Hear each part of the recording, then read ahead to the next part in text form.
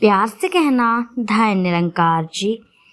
तो साथ संगत जी, स्वागत है आपका फिर से एक नई कहानी के साथ। साथ संगत जी, दासी आप जी के सामने आज फिर से एक नई प्रेरणादायक कहानी लेकर के आई है।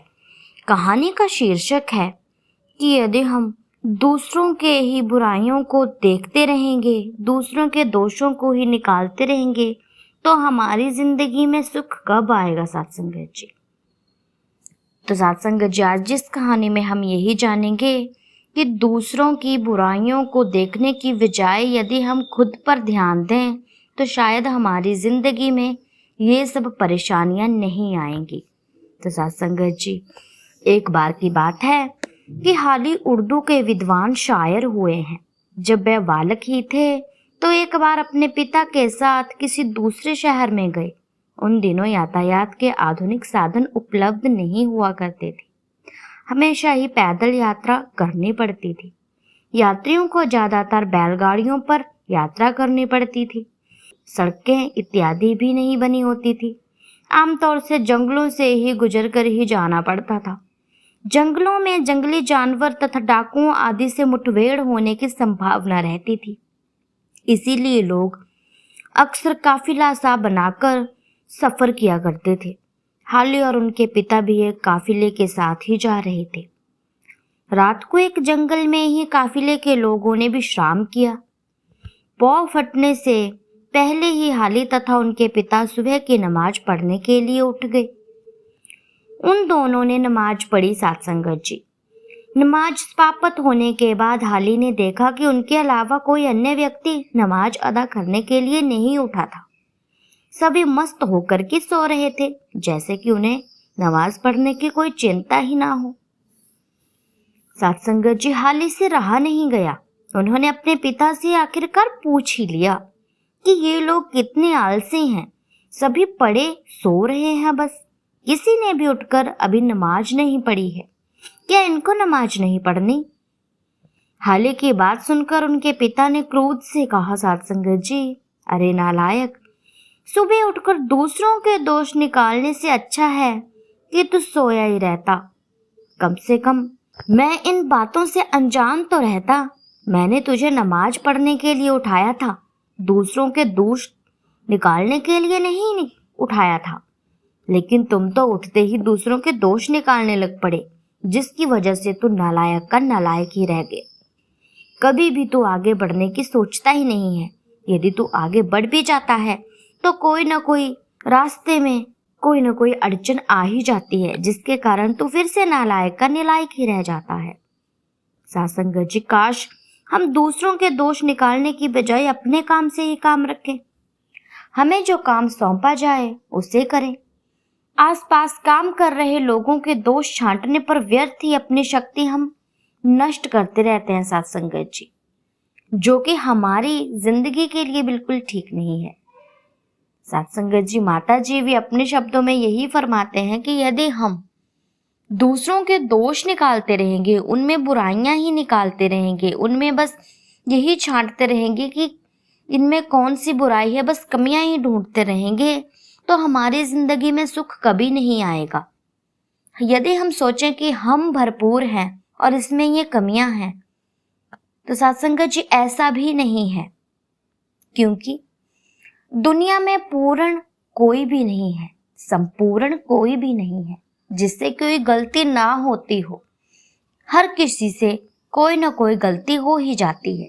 इसीलिए इस दुनिया में संपूर्ण कोई नहीं है सिवाय परमात्मा के।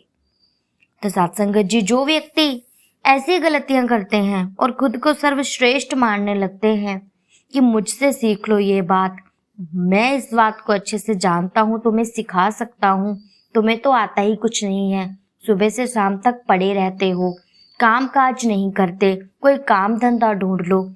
साथ संगत जी, ऐसे व्यक्ति कभी भी अपनी जिंदगी में खुश नहीं रह पाते और हर किसी के परिवार में ऐसा व्यक्ति एक न एक जरूर होता है। साथ संगत जी, और आपने देखा होगा कि जो व्यक्ति ऐसे होते हैं ना, हर किसी में कमियां निकालते हैं, चाहे बाहर वाला हो चाहे घर वाला हो, कोई ना कोई उसके सामने आएगा तो कोई ना कोई कमी निकाल ही देगा। ऐसे व्यक्ति को कभी भी परमात्मा प्रेम नहीं करते। परमात्मा उनसे कभी खुश नहीं होते, चाहे वो कितनी भी भक्ति कर लें, चाहे वो दिन रात माला जपते रहें बस राम नाम की, जितनी मर्जी भक्ति रहें, भक्ति में लीन रहें, मंदिरों में बैठे रहें, चाहे सत्संग सेवा सुमिरन करते रहें, भगवान कभी भी उनसे खुश नहीं होते हैं। क्योंकि भगवान को केवल और केवल वही भक्त प्यारा होता है, उनके दिल के करीब होता है, उनके हृदय में वास करता है, जो कि केवल और केवल हर इंसान से प्यार करे, हर इंसान में कोई कमी ना ढूंढे। यदि उसे कोई कमी दिखाई भी दे तो उसे छुपा ले, उसे जाहिर ना करे। साथ संगत जी, सत्संगों में जाते हैं, वहां पर भी कमियां ढूंढने लग जाते हैं। कहीं महापुरुष इसने तो ये नहीं करा, यहाँ पे तो ये होना चाहिए था, यहाँ पर तो ये व्यवस्था ही नहीं है, इसमें खाने में ये नहीं बनाया। सत्संगत जी बिल्कुल व्यर्थ, बिल्कुल जीरो का जीरो, वो इंसान जीरो का जीरो ही रह जाता है, नालायक का नालायक ही रह जाता है, कभी भी उठता नहीं है अपनी जिंदगी में।